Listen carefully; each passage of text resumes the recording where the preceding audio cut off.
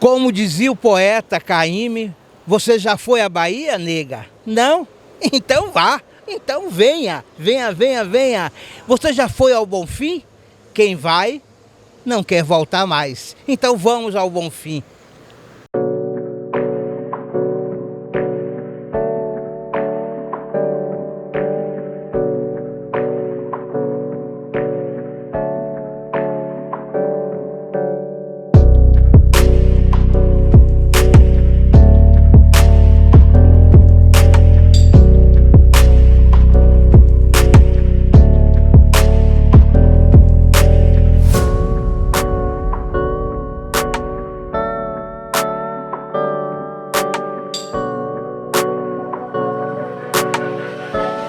Gente, vamos falar agora um pouquinho do significado do que é sincretismo cultural, sincretismo religioso, né? Para a gente aqui começar o nosso programa contextualizando, né?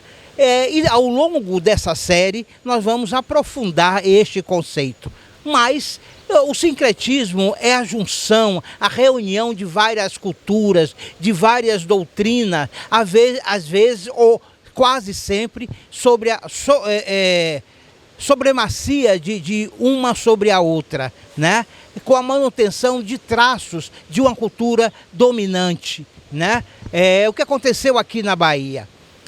Agora, vamos falar no contexto da lavagem do Bonfim, né? Dessa grande festa que traduz o sincretismo religioso na Bahia.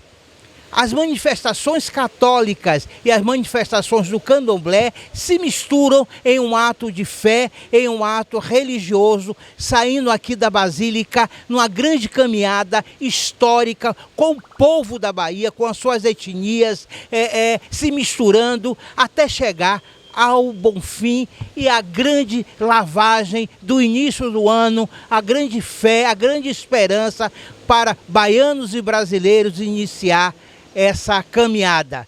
Nesse nosso passeio histórico, vamos sair aqui da Conceição da Praia e vamos até a Igreja da Penha, na Ribeira.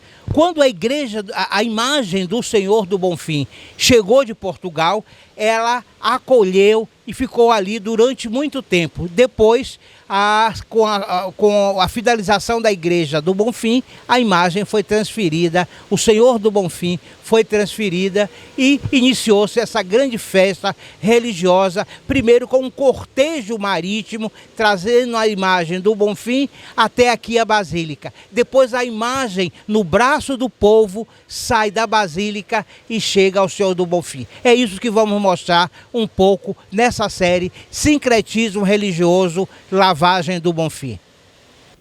Isto é história.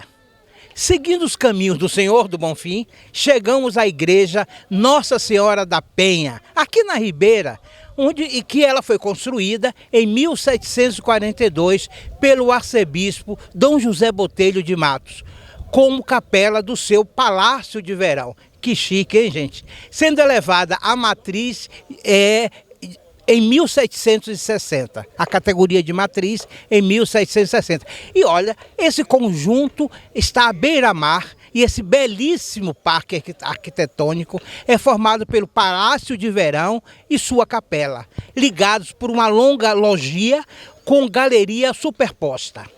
A igreja possui também corredores laterais sem tribunas. O segundo pavimento, sobre as dependências do fundo, é do século passado e altera a volumetria primitiva. Então viram que já ao longo desse século já tivemos várias reformas. Agora, a fachada, a belíssima, apresenta uma só torre, como vocês estão vendo aí na imagem. Terminada no estilo pera, né? Com azulejos e tem estilo rococó tardio. No interior existem 3 altares em estilo barroco. Gente, uma curiosidade, vocês querem saber como a imagem do Senhor do Bonfim chegou aqui na Bahia, aqui no Brasil? Bem, O capitão da Marinha Portuguesa, Teodório Rodrigues de Faria, fez uma promessa que, caso sobrevivesse a uma tempestade marítima, traria para o Brasil a imagem do Senhor do Bonfim e de Nossa Senhora da Guia. Obviamente que uma réplica, né? Com essa promessa feita, né, Teodósio trouxe essa réplica que media mais ou menos 1 metro de altura. Da imagem do Senhor do Bonfim, que estava na cidade de Setúbal, em Portugal. Né? E a partir daí, a chegada dessa réplica ao Brasil se deu no dia 18 de abril de 1745. E, ao mesmo tempo, iniciou-se a construção do templo para recebê-la. Enquanto a obra ficava pronta, a imagem do Senhor do Bonfim era depositada aqui na Capela da Penha. Gente, já nesse período, as manifestações contavam com a participação maciça de descendentes de africanos escravizados, adeptos do candomblé, que adicionaram à festa elementos como os tambores, danças, comidas, cerimônia e reverência a Oxalá, ligados à cultura, ligada à figura do Senhor do Bonfim. Aí o sincretismo religioso acontece de fato. Esse sincretismo era a alternativa usada como resistência por parte dos adeptos das religiões de matriz africana, no sentido de manter seus cultos em um período de profunda perseguição religiosa. O sincretismo da Bahia resulta disso, numa resistência do povo negro, o povo de matriz africana, em defender a sua cultura. E não hesitaram em manipular e dizer que, ao adorar o santo católico, na verdade eles estavam adorando o seu santo, a sua matriz, e aí hoje está totalmente imbricado, né? Iansã, Iemanjá, Santa Bárbara. Então, o sincretismo religioso é um pouco disso. Os conflitos culturais e religiosos eram eminentes. Essas práticas incomodavam profundamente as autoridades católicas da época. No final do século XIX, a rejeição por parte dessas lideranças se intensificou. Para eles, aquelas manifestações eram consideradas blasfêmia, bruxaria, paganismo e composta por pessoas de uma classe inferior, né? Então, em 1889, uma portaria foi publicada proibindo a lavagem das igrejas em dias de festas e pedindo a anuência das autoridades civis para não permitir acesso a essas pessoas aos templos católicos.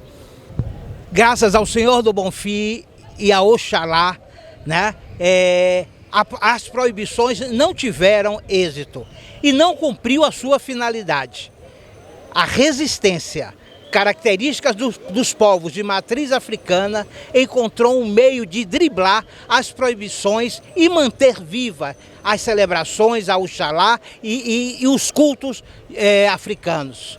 Com isso, as mulheres negras deixaram de lavar o interior da igreja, mas continuaram a realizar o cortejo, munidas de suas vassouras, de flores e de vasos com água de cheiro para lavar as escadarias da colina sagrada. O ritual segue acontecendo toda segunda, quinta-feira de janeiro. Lembrando que nos dias de hoje, né, esse sincretismo, essa compreensão de ambas as religiões, hoje já acontece a lavagem interna da igreja, como vimos, já acontece a escadaria e acontece as missas que integram a cultura católica e a cultura do candomblé. Isso é Bahia, isso é TV Conexões, TV Educa Bahia, isso é história. Atualmente, o cortejo percorre cerca de 8 quilômetros, desde a Basílica de Nossa Senhora da Praia até a Basílica do Senhor do Bonfim. O cortejo é iniciado com a saída das baianas e posteriormente acompanhado por diversas manifestações culturais, grupos sociais, musicais, movimentos sociais e blocos afro como o Ileaê e Filhos Gigante. A festa sobrevive até hoje, reunindo baianos e baianas e turistas, e vamos agora acompanhar o cortejo, que toma as ruas de Salvador após 2 anos de paralisação devido à pandemia. Sincretismo religioso, lavagem do Bonfim. Nós estamos aqui no pé da ladeira do Bonfim, esperando o cortejo, esperando as baianas, e aqui acontece o maior ato simbólico desse sincretismo religioso. É a lavagem da escadaria da Igreja do Senhor do Bonfim, onde o profano e o religioso se encontram.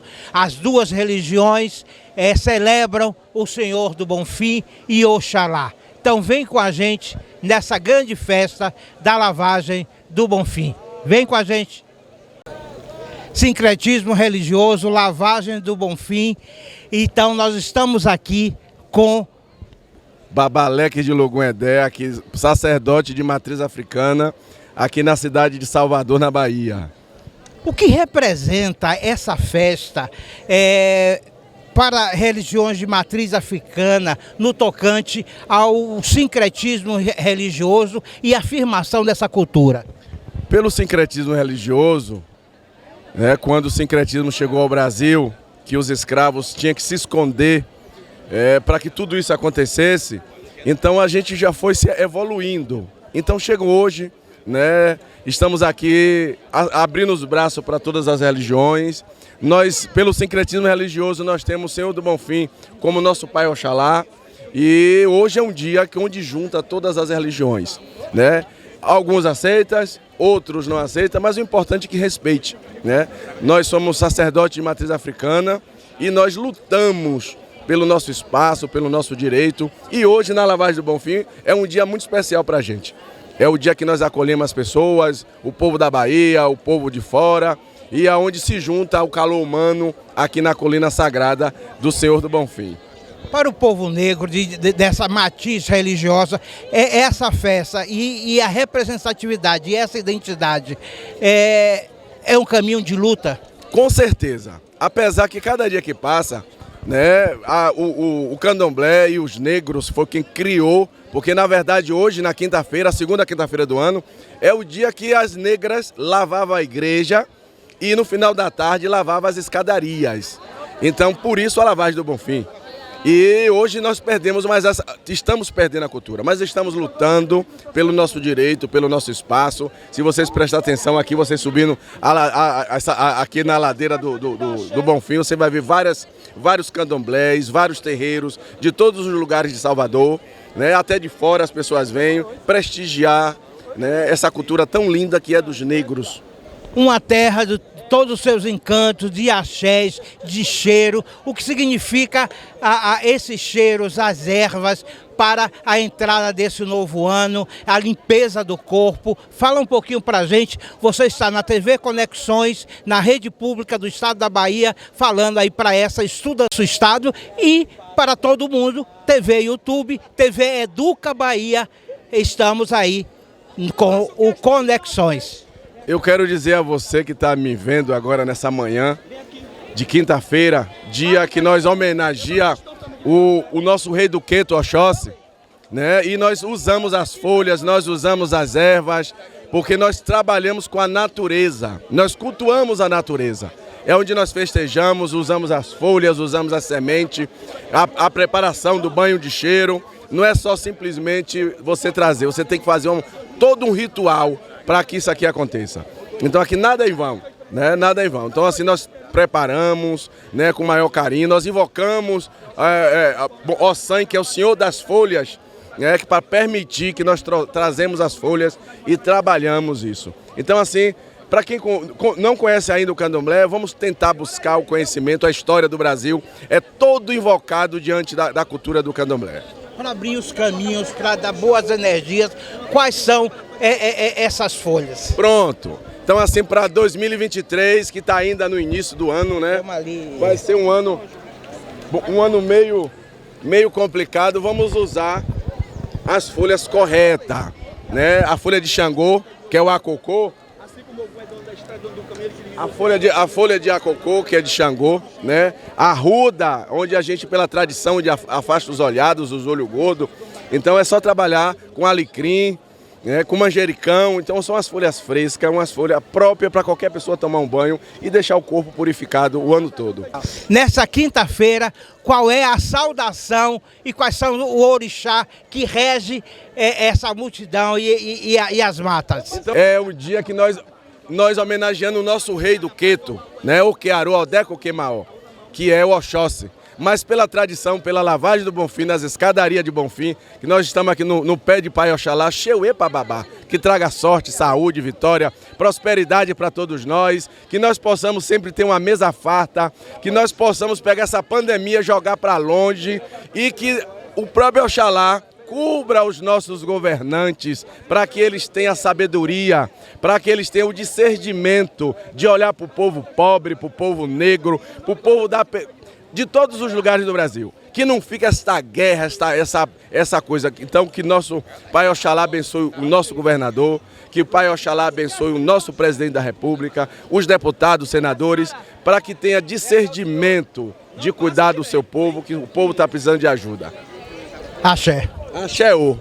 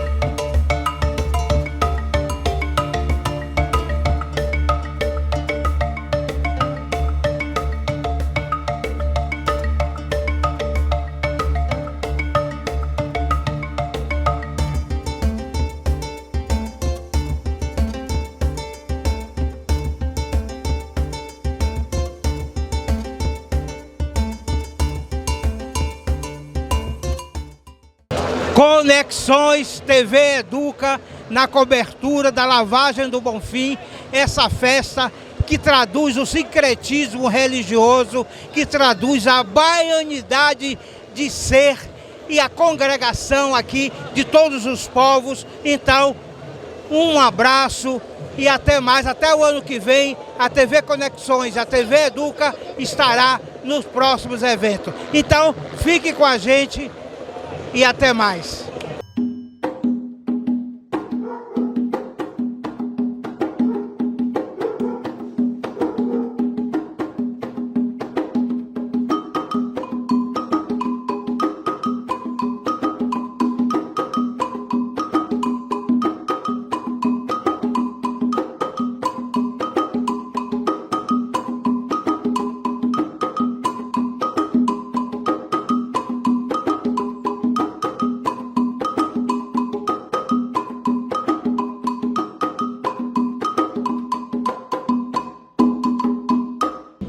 Olha, ouçam esse som, essa batida, esse ritmo.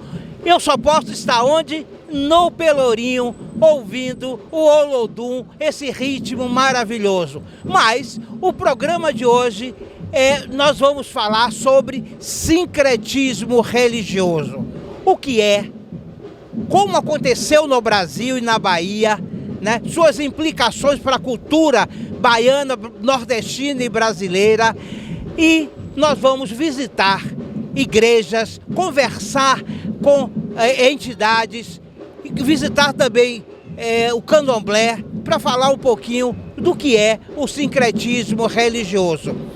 Deste programa também vocês vão ver que acompanhamos toda a lavagem do Bonfim e vimos a fé dos baianos, e por isso nós estamos hoje aqui no Pelourinho para começar esse programa na igreja Nossa Senhora dos Rosários dos Pretos, que tem uma história imensa da contribuição dos negros na construção desse acervo arquitetônico e para a construção do sincretismo religioso aqui na Bahia. Gente, a igreja Nossa Senhora do Rosário dos Pretos tem uma importância e um destaque na religiosidade dos baianos.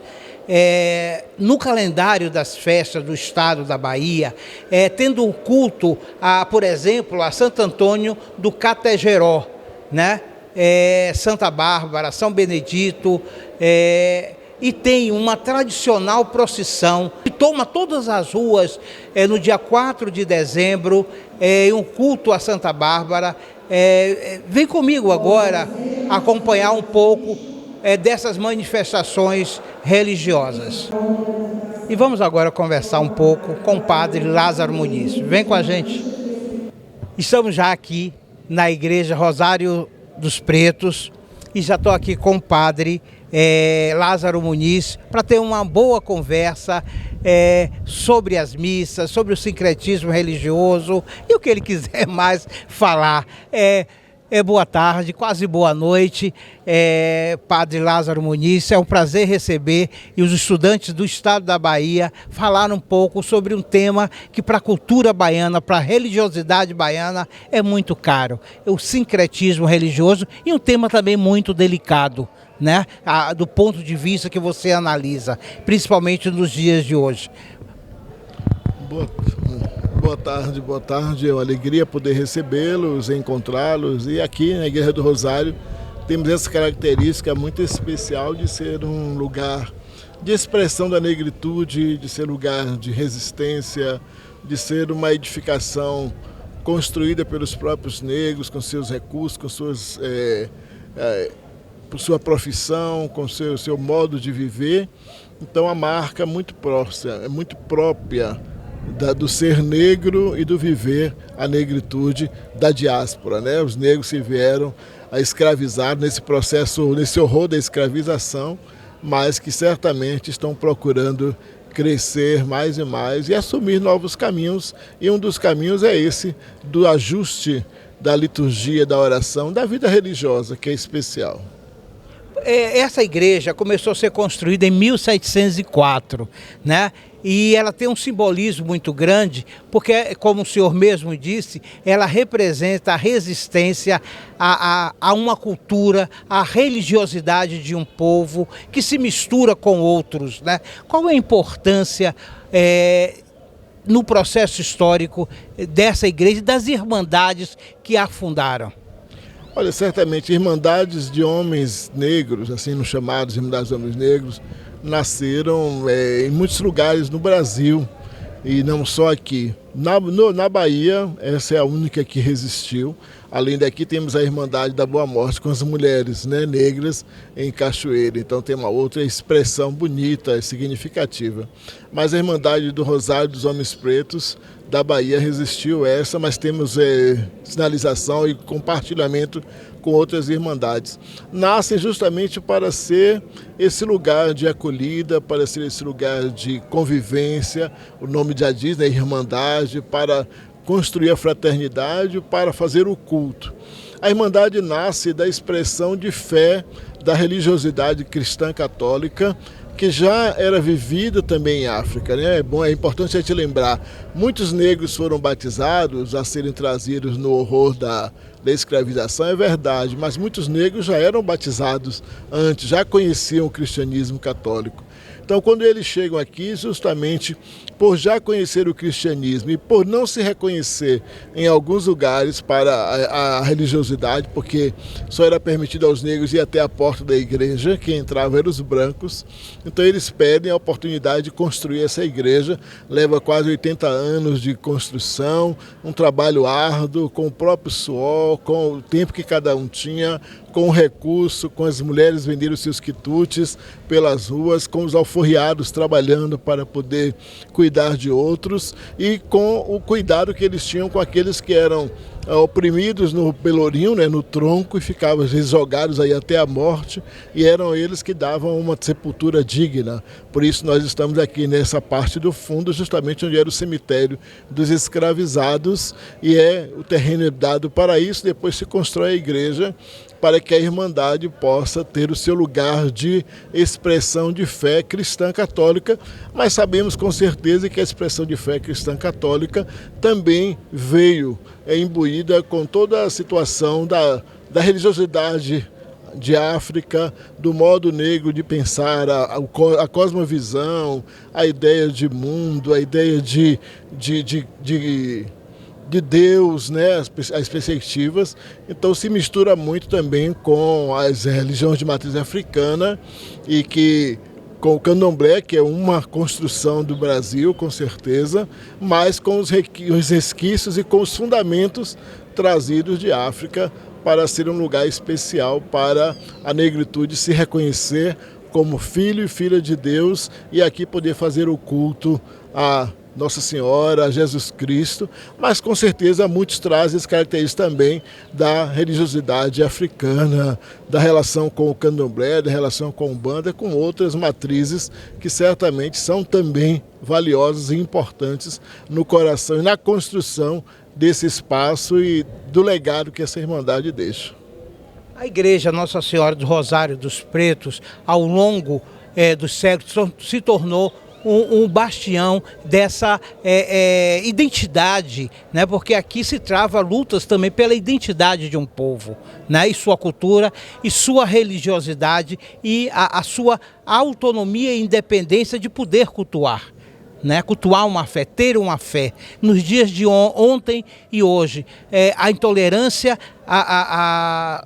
tenta ainda ressurgir, mas espaços como esse, qual é a importância disso para esse rebatimento desses processos de intolerância a uma cultura, a um povo, a uma religião? Infelizmente nós ainda temos que lidar com essa questão de que o que é de África, o que é do negro, da negra, ainda é tratado como coisa desprezível, como cultura inferior. Infelizmente se estabeleceu a ideia de cultura superior e cultura inferior. Infelizmente esse horror ainda persiste e ainda é ensinado a muitas crianças, infelizmente. Então as questões de África sempre foram tratadas e até mesmo o próprio cristianismo, muitas vezes ao longo da história, não reconheceu que as suas origens estão em África, né? Cristo é por natureza, por construção, por identidade africano, e tantos outros santos. As raízes do cristianismo, da Igreja Católica, estão em África, depois se afirma em Roma, e daí faz a diáspora, vai para todos os cantos, e só que o Cristo acabou virando branco, né, nessa perspectiva. Claro que nós não queremos condenar nem branco, nem negro, nem amarelo, nem vermelho. Cada um tem o seu direito, a sua cor, todas as cores devem ser respeitadas, todas as etnias devem ser respeitadas, mas esse lugar nasce justamente com essa perspectiva de aqui dar o apoio irrestrito a tudo aquilo que é necessário para a afirmação do povo negro. Claro, nós não queremos, enquanto expressão de fé, não há uma exigência da nossa parte de que haja sincretismo. E é importante lembrar, quando a gente fala de sincretismo, achamos sempre que a ideia de que todo mundo cultua todas as coisas, que aqui a gente cultua os orixás e cultua os santos católicos. Não, a expressão de religiosidade dessa igreja é a expressão católica, com a acolhida das pessoas que também vêm com a sua expressão do candomblé e de outros. Falamos talvez da dupla pertença. Algumas pessoas que estão pertencendo à Irmandade e que pertencem também a um terreiro, a um centro umbandista. Mas essas pessoas sabem que elas aqui manifestam sua fé cristã católica, e procuram servir aquilo que é o fundamento da Irmandade, o culto a Nossa Senhora, o culto aos santos negros e o processo de resistência de toda a discriminação e intolerância que acontece com os negros, com os africanizados, os africanos, com os afro-brasileiros, com todos aqueles que agora, por exemplo, nós estamos aí, próximo dia 21 de março, né? Será a comemoração, né, do Dia Nacional né, dos povos, das religiões africanas, dos povos de terreiro, do candomblé. É uma afirmação positiva e necessária, já era urgente fazer isso também como uma questão de respeito e valorização, assim como temos vários dias que celebramos a fé cristã católica. Ao som dessa chamada para a missa, com esse sino maravilhoso, é só da Bahia, dos agogôs e dos atabaques, que não guiam apenas as micaretas, as festas pagãs, mas elas estão presentes aqui na igreja Nossa Senhora do Rosário dos Pretos, com uma missa maravilhosa, e acontece sempre, né? Misturando a religiosidade católica com a religiosidade do candomblé. Onde estamos aqui na igreja Nossa Senhora do Rosário dos Pretos, no Pelourinho, e vamos acompanhar. Vocês vão ver, quem não conhece, é de arrepiar essa missa linda e maravilhosa que reflete a fé do povo baiano. Então, acompanhem com a gente.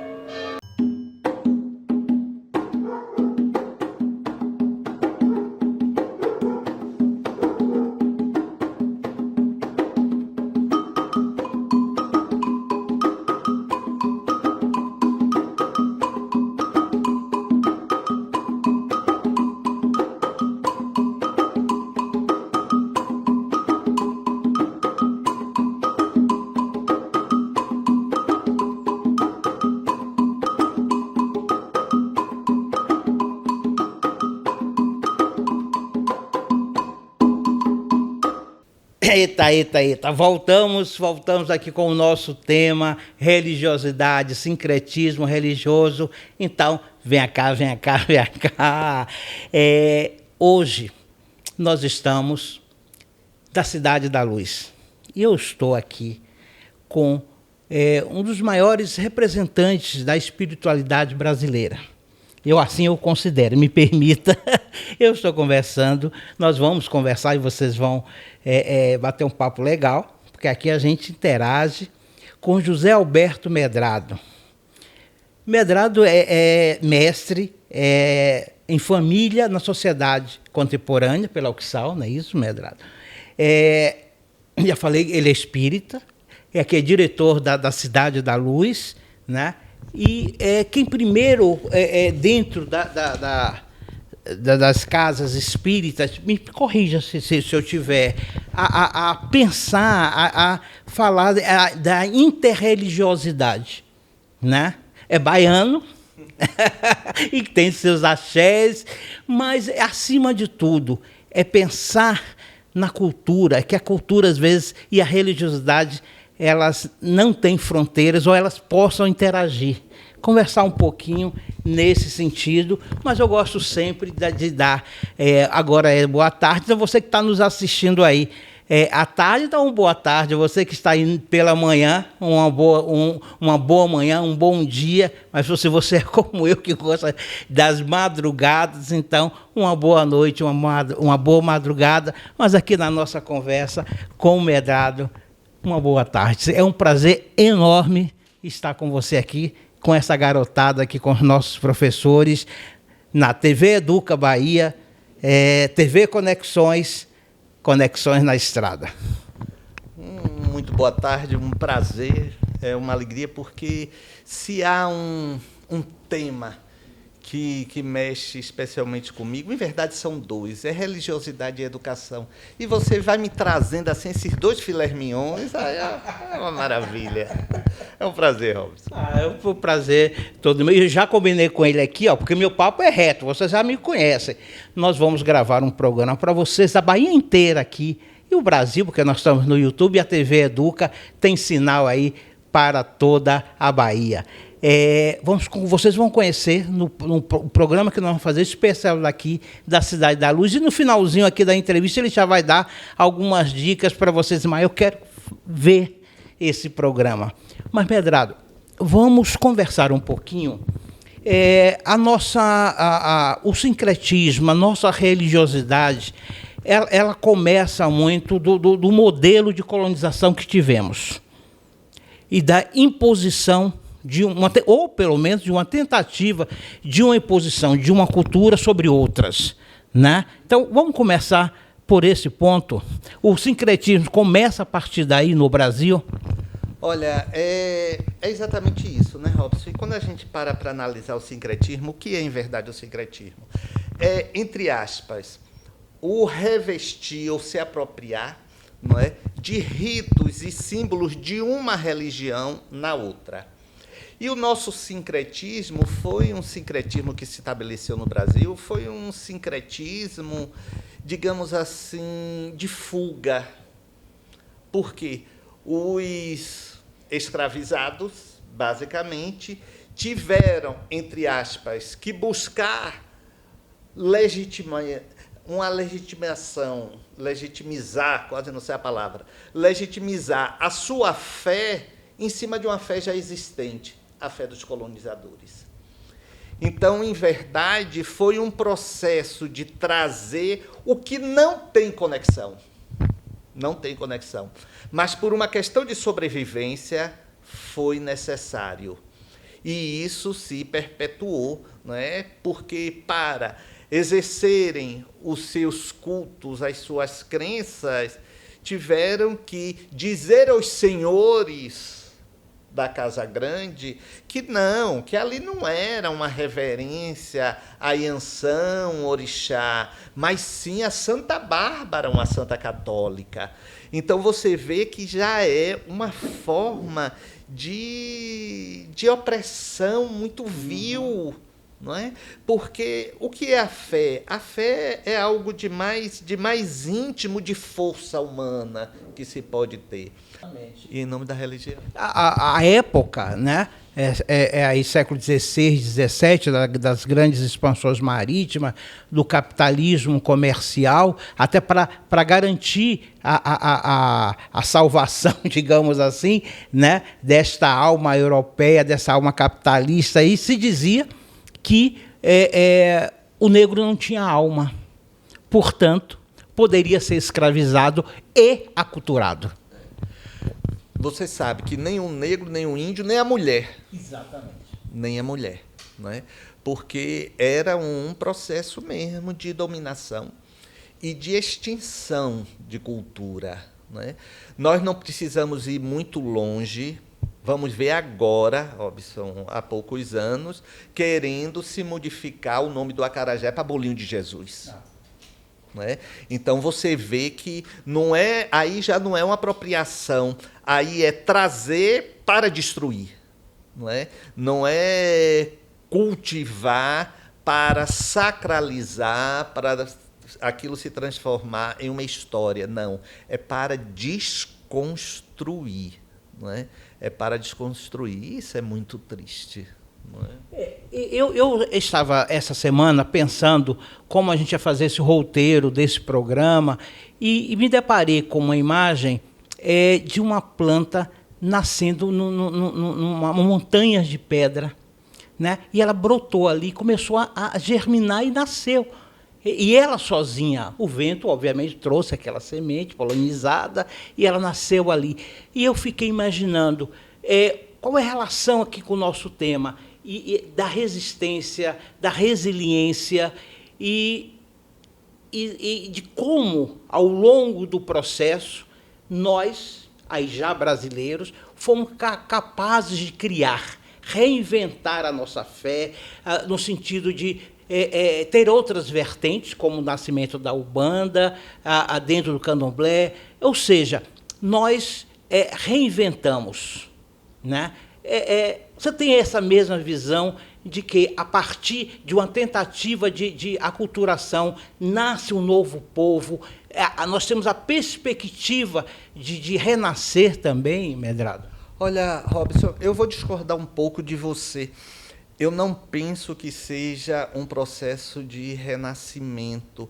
Eu penso que seja um processo de adaptação, de sobrevivência, com a proposta de autodeterminação de cada religião.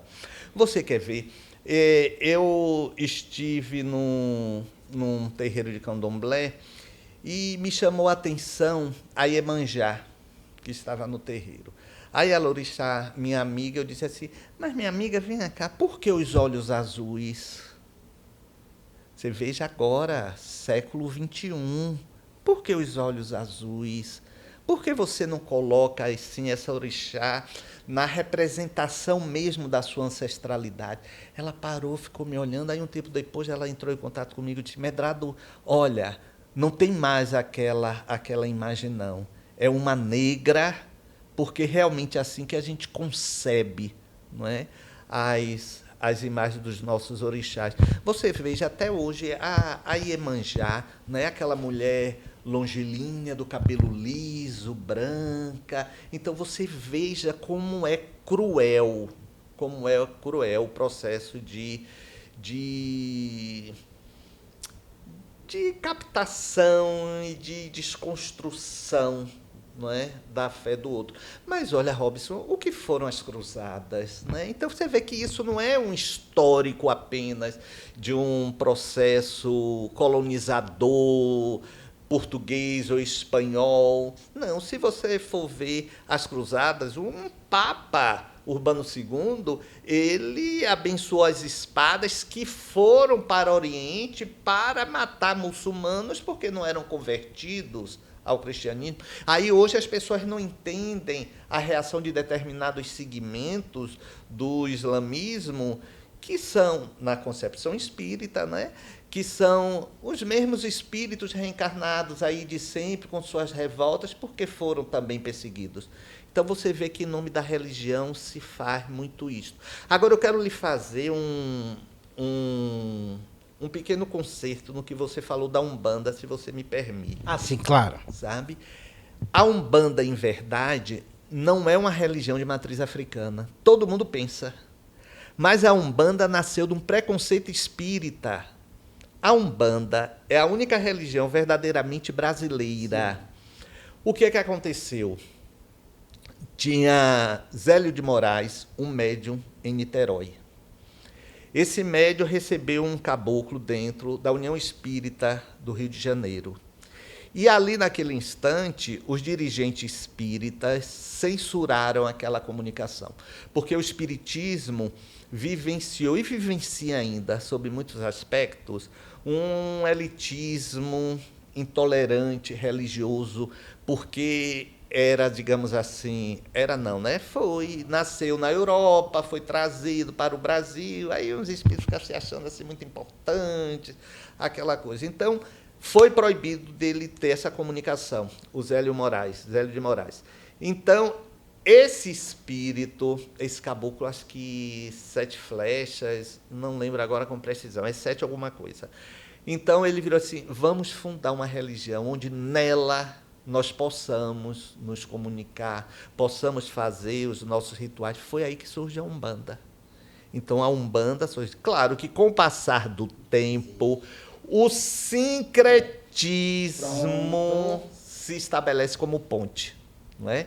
Então, a Umbanda, que nasceu como um lugar para caboclos e nativos, surge também as referências das divindades africanas, os orixás, não é?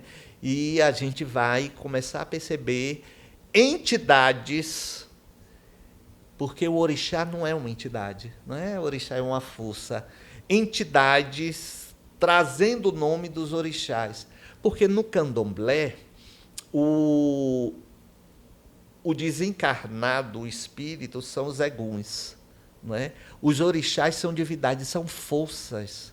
Então, não são individualidades. É interessante isso, né? E eu acho isso fantástico, porque é a religião que efetivamente já tem um princípio assim de respeito ao meio ambiente, coisa que estamos falando agora mais recentemente, não é? O candomblé já tem isso, porque você vai ver, né, aquelas associações de Oxóssi, a mata, de preservação da mata, não é? Iansã, dos raios, dos trovões. Isso é fantástico, né? É uma cultura que só enriquece, não é verdade, Robson? Nós estamos em Itapuã, próximo à Lagoa da Baeté, diante da escola Marechal Mascarenhas de Moraes. E aqui na parede da escola tem 2 palavras importantes: respeito e tolerância. São as palavras que vão intermediar toda essa sequência de programas que nós vamos ver agora sobre sincretismo religioso.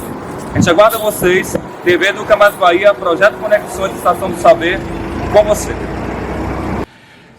TV Educa Mais Bahia, Conexões, Estação do Saber, juntos aqui agora para a gente bater um papo com Mãe Jaciara, né? A Ialorixá da Casa de Axé, Abassá de Ogum. Boa tarde.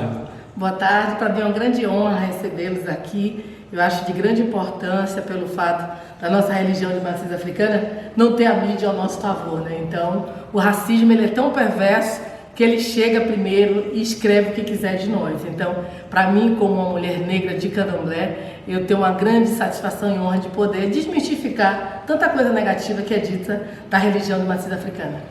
E para começar falando sobre desmitificar essa coisa que se pinta, que se cria, que se inventa, que não tem um sentido real sobre as coisas, fala pra gente um pouco sobre esse poder da ancestralidade sobre as nossas vidas.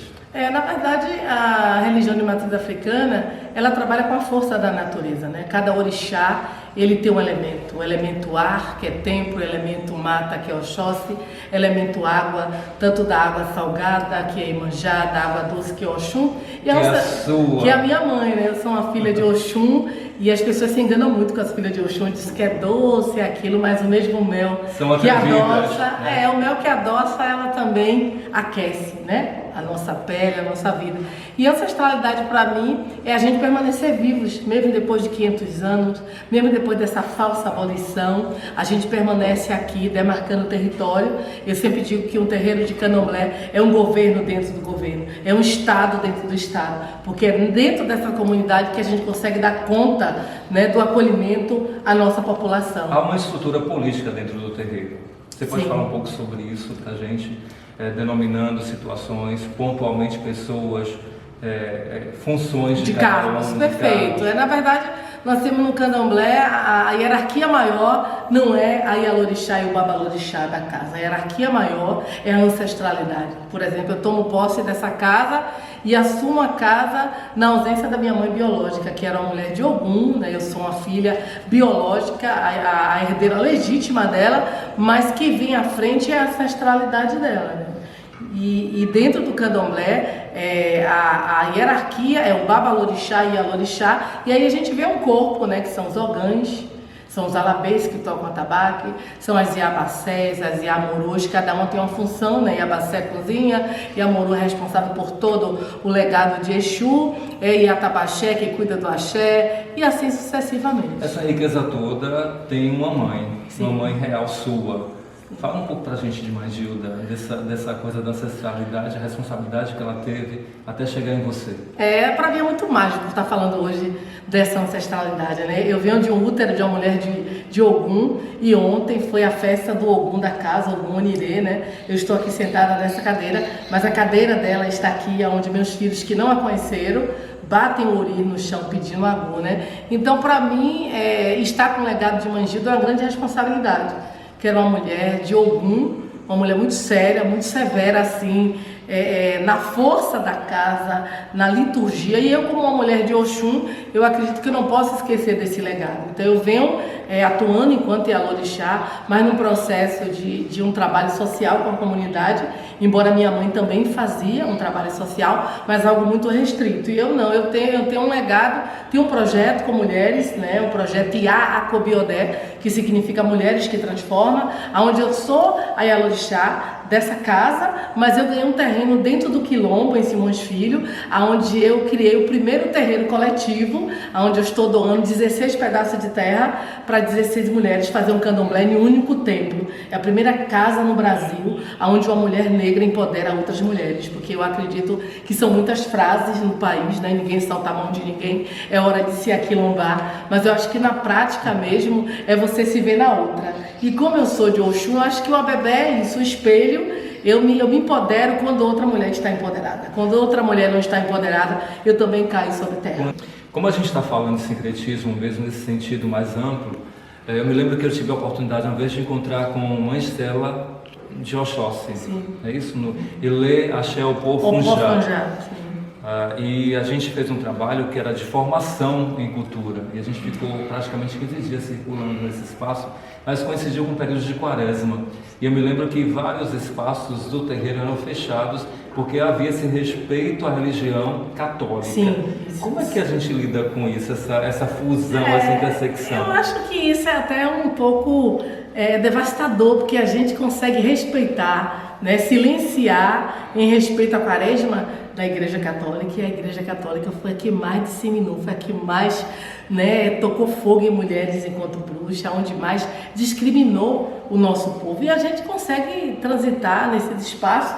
Existe a confraria, né, das mulheres que vão da Boa Morte, né, em Cachoeira, que tem essa relação com Nossa Senhora. Aqui nós temos também em Salvador, a gente consegue trazer um padre para rezar uma missa dentro do terreiro, apesar de que eu não faço esse sincretismo religioso. Aprendi com Mãe Estela também, como ela dizia, que o nosso tempo agora é um tempo de renovar. De renovar, não ter medo, não baixar a cabeça, e está na Constituição. Nós somos um povo, nós temos direito a nos alimentar, a proferir a nossa fé, independente de uma religião. Nós não podemos aceitar que o país diga que existe uma única religião.